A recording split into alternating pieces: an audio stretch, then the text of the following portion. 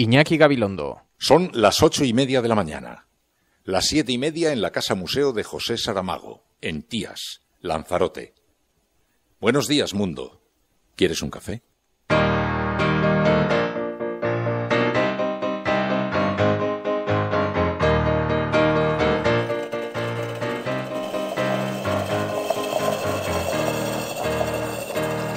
We were sailing on waves of silver. There were echoes in the wind. When we raised our sails to capture them, the ship was lifted up and then it was saying, oh, oh, oh,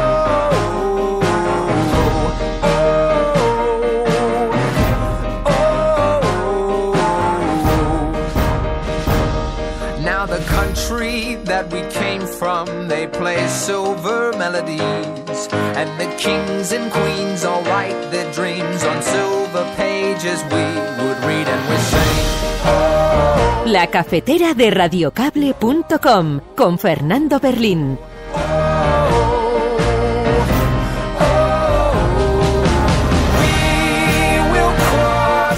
Muy buenos días, ya lo sabéis, no solamente con Fernando Berlín, saludamos también a quienes se incorporan en este momento al programa a través de las redes sociales, a quienes componen nuestro Focus Group y junto a quienes vamos a analizar la actualidad, vamos a tomar la temperatura, a poner el termómetro al descontento social y a la ciudadanía.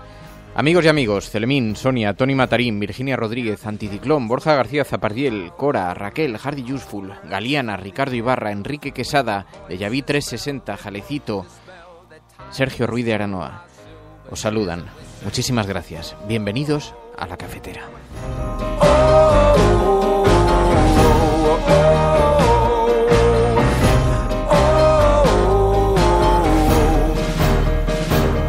We were taken through the shadows, we were carried through the night. When the sun appeared, my God, my fears of silver melted in the light. And we saw the world with different eyes. And we sang, oh,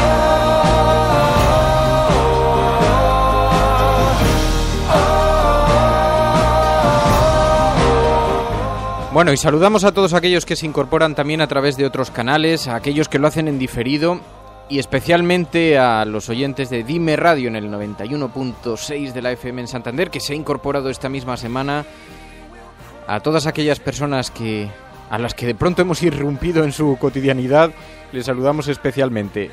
Esto es La Cafetera, es el lugar en el que nos juntamos la resistencia, es el lugar en el que observamos la actualidad, abrimos las portadas de los periódicos, ponemos una taza de café y nos sentamos a conversar. Si estás escuchando esto, no estás solo.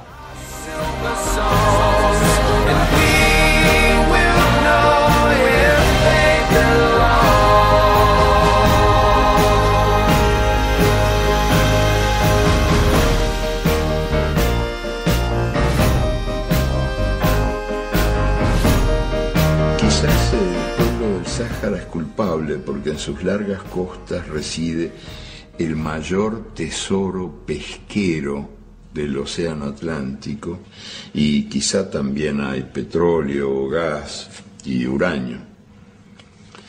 En el Corán y en la Biblia podrían estar, aunque no estén, profecías como esta.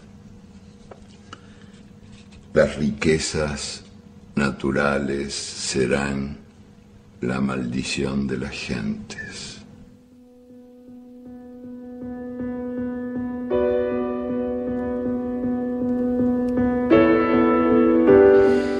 Bueno, y antes de continuar, este programa os pertenece, pero además es una pequeña gran familia en el que la radio siempre establece una relación especial con los oyentes, pero aquí es verdad que desde hace algunos meses sabéis que se ha construido una relación especialmente intensa entre aquellos que quedan convocados a lo largo del día por el programa. Por eso queremos enviar un abrazo muy fuerte a Rojo Cabreado.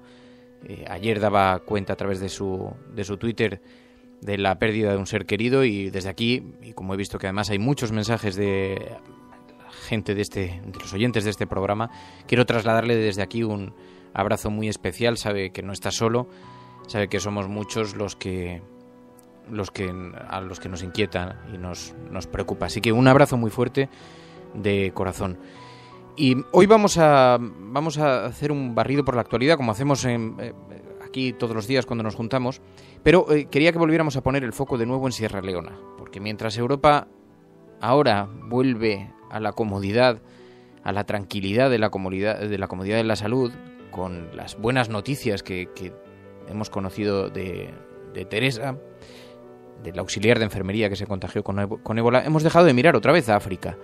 Y allí el problema sigue, crece, así que vamos a hablar con Sierra Leona, con José Luis Garayoa, es sacerdote, está trabajando allí en Sierra Leona, es misionero, y conectaremos ahora en unos segundos con él. Mientras tanto, abriremos las páginas de los periódicos, os pido que os vayáis acomodando en la sala, sabéis que estos primeros minutos son los que dedicamos un poco a coger, como el link irrumpe en la red, os vayáis acomodando en la sala, preparéis vuestra taza de café y enseguida conversamos con Sierra Leona.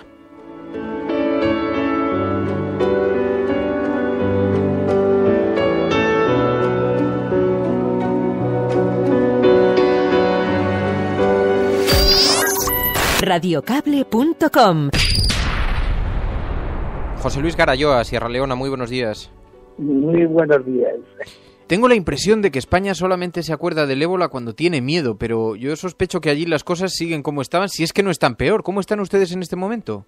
Nosotros tranquilos, pero las cosas peor. Los casos se multiplican, especialmente en nuestra provincia, y la ayuda internacional pues parece que llega, no sé cuándo se va a hacer realidad. Por lo que he estado observando, creo que ustedes tienen los movimientos restringidos por el ejército, ¿verdad? Que no pueden desplazarse, que al principio sí han podido, al principio de esta crisis sí han podido desplazarse con una cierta comodidad, pero esto parece que está más controlado ahora, ¿no? Sí, lo que pasa es que yo llevo 10 años acá y nos restringieron, primero fue Kenema, luego Kailahun y ahora el distrito de Bombali, nuestro distrito, porque se dispararon los casos. Lo que pasa es que, pues sabes, se consigue pase. La gente paga y logra pasar, y ese es el gran problema. Y nosotros, como nos conocen, yo fui a por un pase a la policía y me lo dieron, pero el mejor pase que hemos hecho es darles un saco de arroz a cada checkpoint, a cada puesto de control del ejército, porque pasan hambre, nadie los alimenta. Lo que deduzco es que, a pesar de que no trabajan ustedes directamente con enfermos de ébola, sí que están muy expuestos a la enfermedad.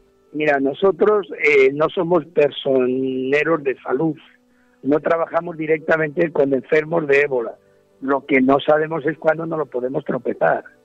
Por una sencilla razón, cuando vamos a las aldeas, la gente se lanza a saludarte, como sobre todo los niños, te saluda, se acerca y no sabes quién te puede dar el problema.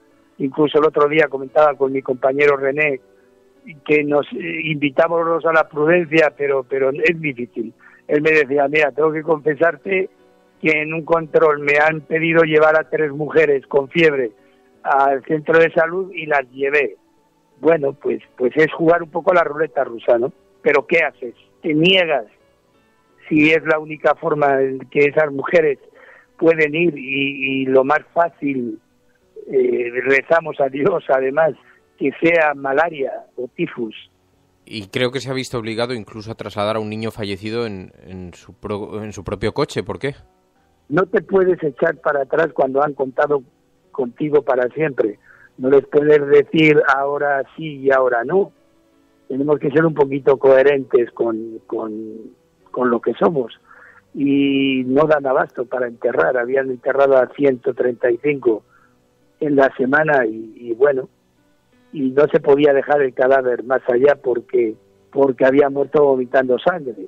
Sus padres habían muerto por ébola. Entonces se decidió aislar a la familia y nosotros intentamos acercarles arroz para que por el momento no se mueran, al menos no se mueran de hambre. Porque el aislamiento tampoco te creas que es en una tienda de última generación. El aislamiento es debajo de un mango y estamos en tiempo de agua. Entonces, con el problema añadido de que los pueden estigmatizar y en la aldea los dejan un poco al margen y aislados de todo, por miedo e ignorancia. Y señor... Si nosotros que tenemos un poquito de más sentido común no les echamos una mano, ¿quién lo va a hacer?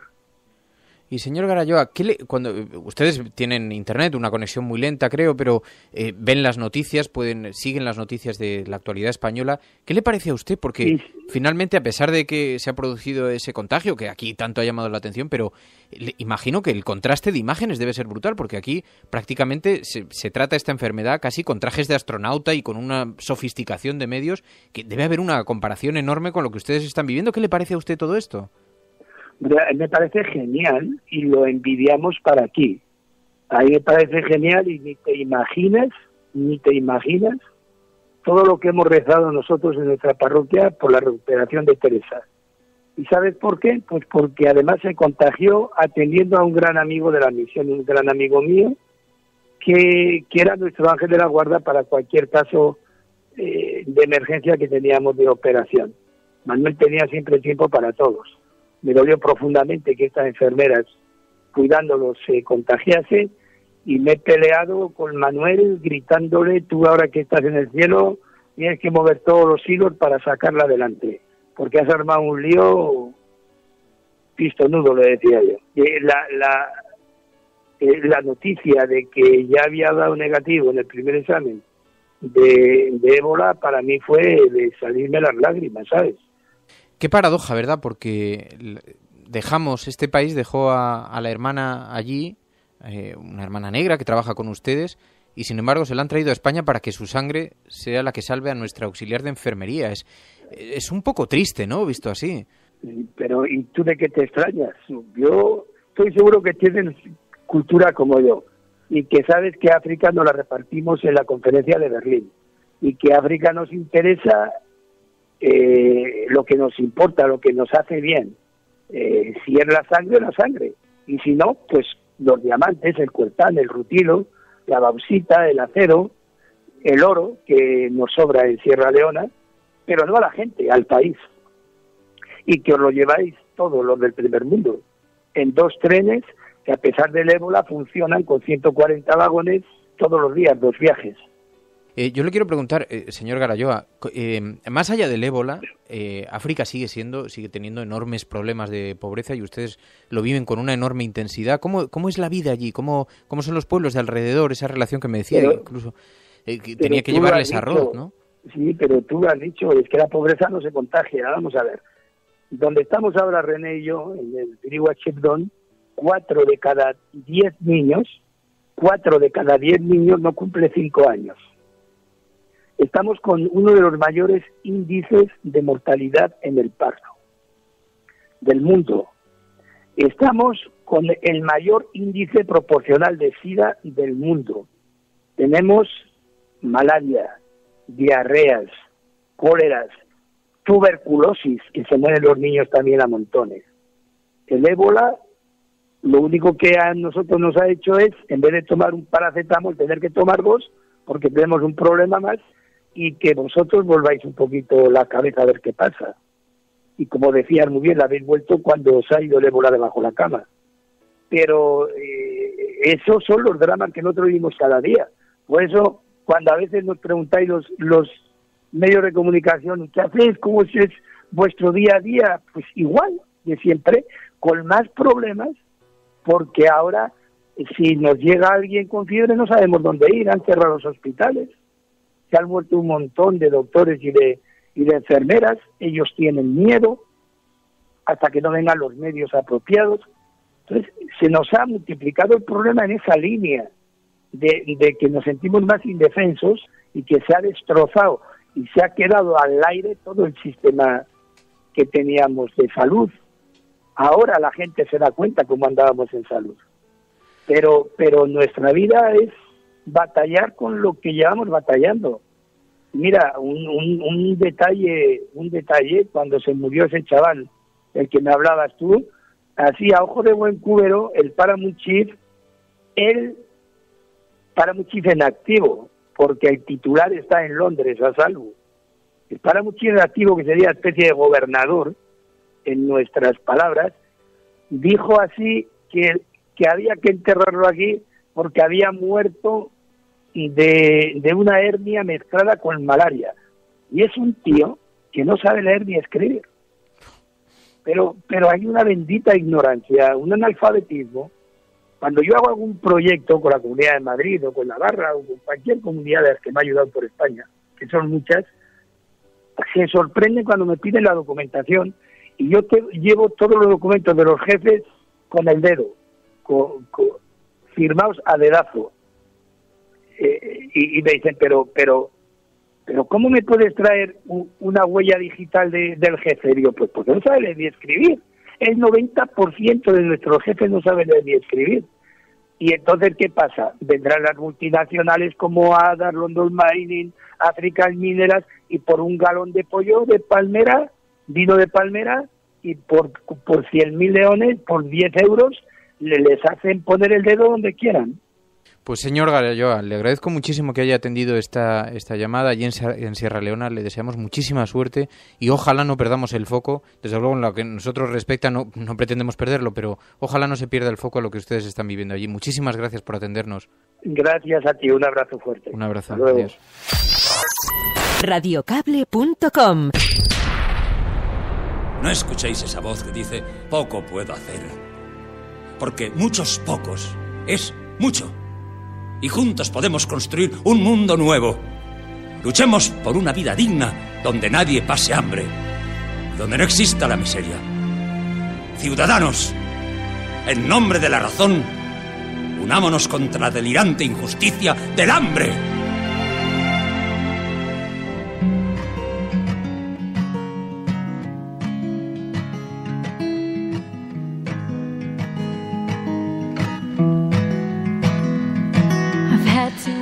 La verdad es que es un privilegio y pone los pelos de punta conversar con Garayoa. Es un privilegio poder hablar con él, como digo, y poner el foco allí. Y es que miramos tan poco a África y solamente cuando nos asusta que estamos totalmente despegados de esa realidad de la que en buena medida somos responsables y cómo expresaba ahora el robo que se está haciendo, el desfalco que está haciendo el Occidente y que están haciendo sobre los recursos minerales, haciéndoles firmar con la huella a gente que no tiene, que no sabe leer, escribir, en fin.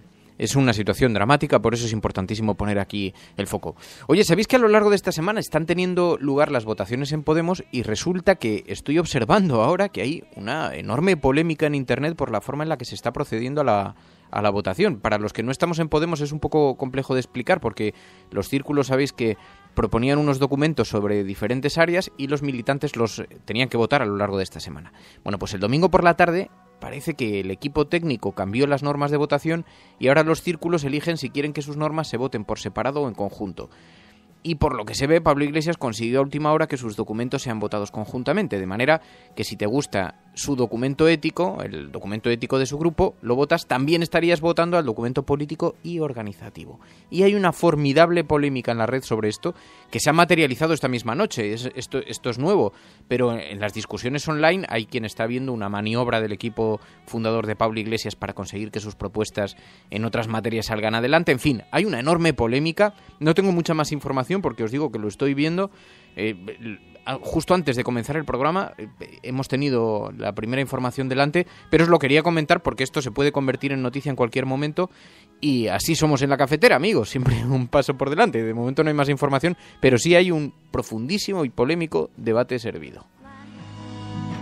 Back to Chicago, leaves in the morning.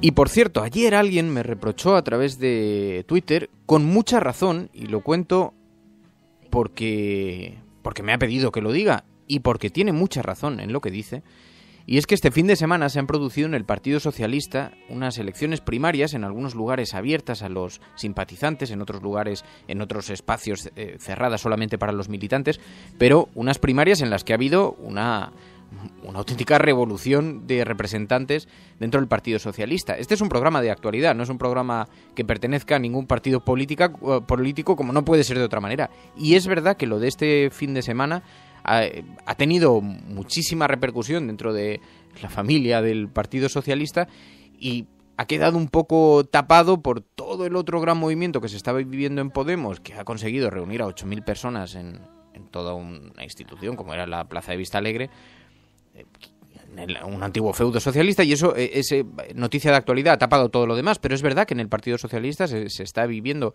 su propia regeneración, su propio modelo, y aquí tenemos que dar cuenta de ello. Me vais a permitir que, como todo esto es verdad que no le hemos prestado la atención suficiente, le tengamos la oportunidad de prestárselo en los próximos días, y dicho lo cual nos queda muy pocos minutos, así que vamos a pasar a repasar las portadas de los periódicos, pero os prometo de verdad que no dejaremos de mirar a todos estos movimientos que se están produciendo en los partidos políticos, en otros partidos políticos, como no puede ser de otra manera. El propio partido ECUO también ha tenido, en la Comunidad Valenciana también ha tenido sus propias reuniones, en fin. Tenemos que hablar de muchas cosas políticas que han ido sucediendo a lo largo de este fin de semana. Pero las portadas de los periódicos, os decía, hoy Rodrigo Rato vuelve a ser protagonista. Es que se han inventado una jugada, yo confieso que es una jugada estratégica bastante inteligente, porque desvía mucho la atención. Sabéis que había un debate en el seno del PP para ver si se expulsaba a Rodrigo Rato o no del partido por este asunto de las tarjetas Black. Y finalmente el Partido Popular se ha inventado una salida, yo creo que inteligente, en términos de estrategia política. Dice el periódico El País: Rato pide la baja en el Partido Popular para defender su inocencia. El exministro solicita por carta la suspensión temporal de militancia. Yo creo que aquí hay algún asesor de la Casa Real, porque esto del alejamiento temporal de su convivencia matrimonial tiene antecedentes históricos en nuestro país. Bueno, resulta que, sabéis, fue ministro de Economía, director gerente del Fondo Monetario Internacional, presidente de Bankia, y envió ayer una carta a la Secretaría General del Partido Popular solicitando su suspensión. Lo contó María Dolores de Cospedal, y él se ofreció incluso a dar explicaciones, las que se le requieran, sobre las tarjetas opacas de la entidad bancaria. Sabéis que están siendo investigadas por la Audiencia Nacional.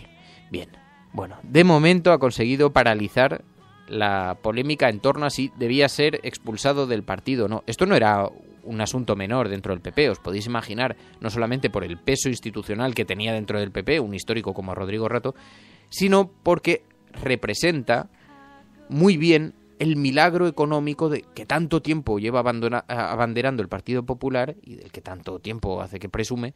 Y claro, expulsar al milagro económico tenía connotaciones más allá de expulsar a la persona.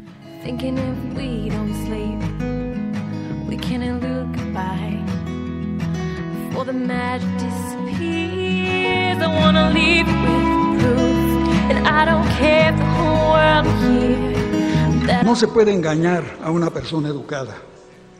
Y por ello la educación se identifica con la libertad, la democracia y el progreso, y también con la capacidad crítica, de reconocer los valores, los nuestros y los de los demás, que nunca serán los de menos. Claro, dice Obdemurian, desde nuestro focus group, se pone el foco, dice Obdemurian, dice: tienen la oportunidad en el PP de largarlo demostrando un mínimo de compromiso con lo moral y no hay manera, oye, ser honrado y parecerlo. Dice Jalecito: salida al estilo Rajoy, o sea, sin que Mariano mueva una ceja. Es que esto es propio de Mariano Rajoy. El viernes en Hora 25 lo describía muy bien Juan Carlos Jiménez, decía: no, Mariano Rajoy está deseando que Rodrigo Rato se marche, como estaba deseando que se marchase Ana Botella de la alcaldía, pero jamás lo va a echar. No lo puede echar, esperará, y cuando el otro le diga: Mariano, es que no sé si marcharme, hombre, qué buena decisión has tomado, pero no tomará la decisión él, no parecerá que la ha tomado él, ¿no? Y es pura estrategia, como dice Jalecito, es pura estrategia de Mariano Rajoy.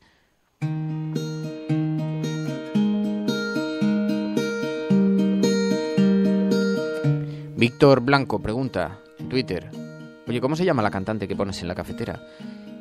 La que acabamos de escuchar es Tamara Laurel, I Want You. Y ahora escuchamos a Derek Clegg, The Best in the World. Will you leave me alone? Will you leave me alone inside?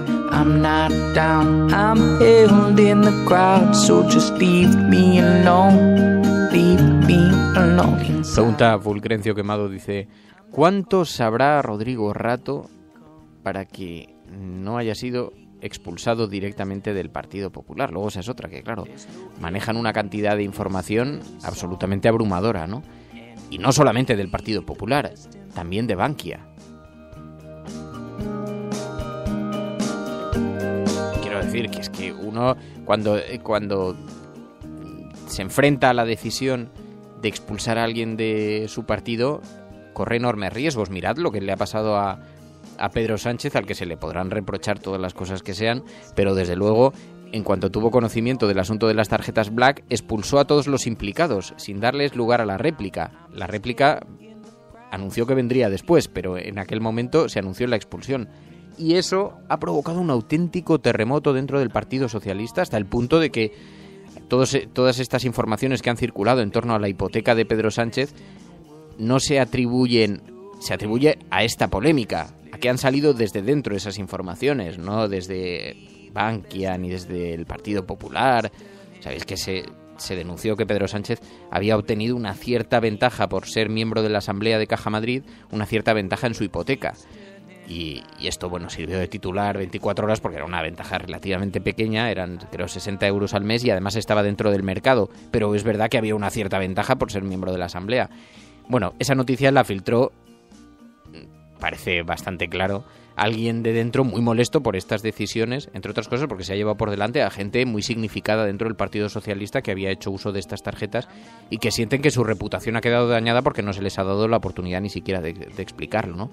Y el viernes en Hora 25, que hablábamos de esto también, claro, había quien decía, hombre, es que se ha cometido un acto muy injusto. Digo, mira, yo no sé si es injusto o no, puede que en algunos casos sea injusto, en otros seguramente no, pero lo sea o no lo sea, lo que es evidente es que la sociedad ya no admite, en este momento no admite que se haga la vista gorda. Y esto podrá ser en algunos casos demasiado excesivo o no, pero estamos en un momento de ruptura social y no queda otra, ¿no? If you dream of something brave, if you give your all just to keep a little bit fair. Bueno, más portadas de los periódicos. Dice el periódico ABC, cuando estaba viendo esta portada, digo, me da que el que decide en la reunión de portada la primera página tiene un piso que quería vender. Porque le lanza una hondanada al Partido Popular en portada, dice, la reforma fiscal. Partidos y expertos critican el castigo a la venta de pisos usados. PSOE, CiU e Izquierda Unida pidan al PP que anule en el Senado la subida de impuestos para viviendas compradas antes del 95. Le ha sentado fatal al ABC esta medida. Sabéis que a partir del mes de enero, si vendes una vivienda que compraste antes de 1995, vas a tener que pagar una alta carga impositiva. Pero alta. Se multiplica la subida de impuestos, sube de forma bastante importante. Bueno, pues debe ser que, claro, es gracioso, ¿no? Porque cuando las medidas que toma el gobierno tienen que ver con la austeridad, a la vez le parece muy bien. Ahora, como le toquen su capitalito, esto ya es una suposición mía a la vista de la portada, en todo caso, ¿eh?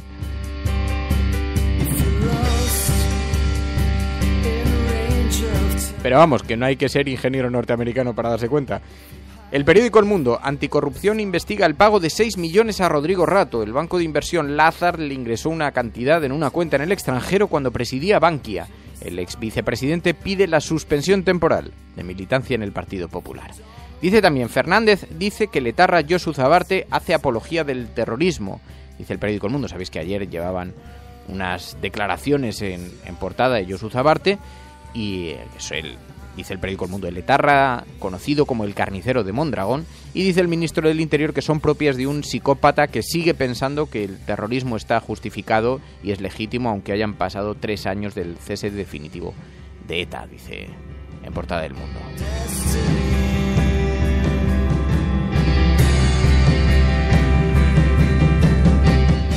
La policía investiga denuncias contra Pujol de nacionalistas arrepentidos, dice el periódico La Razón en página completa. Presentan documentos, dice, relacionados con banca catalana y cobros de comisiones de la etapa del expresidente. Decenas de ciudadanos catalanes, muchos de ellos nacionalistas arrepentidos, dice La Razón, se han dirigido a la policía para ofrecer datos sobre las presuntas actividades ilegales de la familia Pujol. Dice también, las víctimas seguimos estigmatizadas y con miedo, un año de la vergüenza de la derogación de la doctrina Parot, dice el periódico La Razón en portada. Y Rato solicita la suspensión temporal de militancia del Partido Popular por las tarjetas B.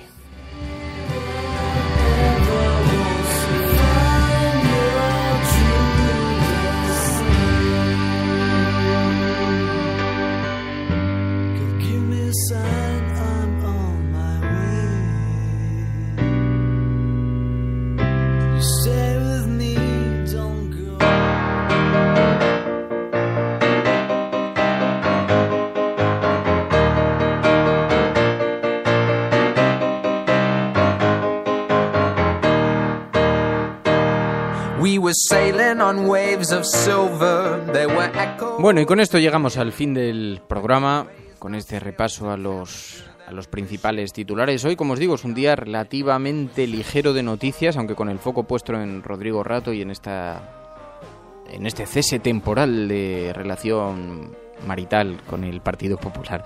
Muchísimas gracias a todos por la compañía. Desde aquí, quienes están siguiendo el programa en directo: Guantini, Hardy Useful, Patricia Garzón, Kake Rodríguez, Obdemurian, Celemín, Virginia Rodríguez, Enrique Quesada, Moisés Soto, Hardy Useful, Fulcrencio Quemado, Majive, Víctor Blanco, en fin, Tony Matarín, Aurelí Chamorruís. Muchísimas gracias a todos por la compañía. Mañana nos escuchamos.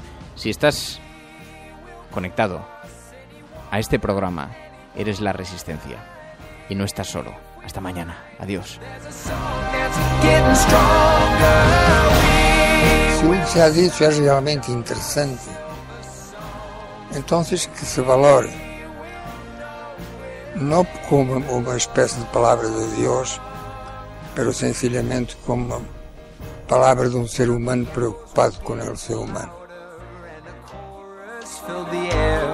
When the voices fell, they broke the spell that tied us to our silver chairs, and we sang, oh, oh, oh.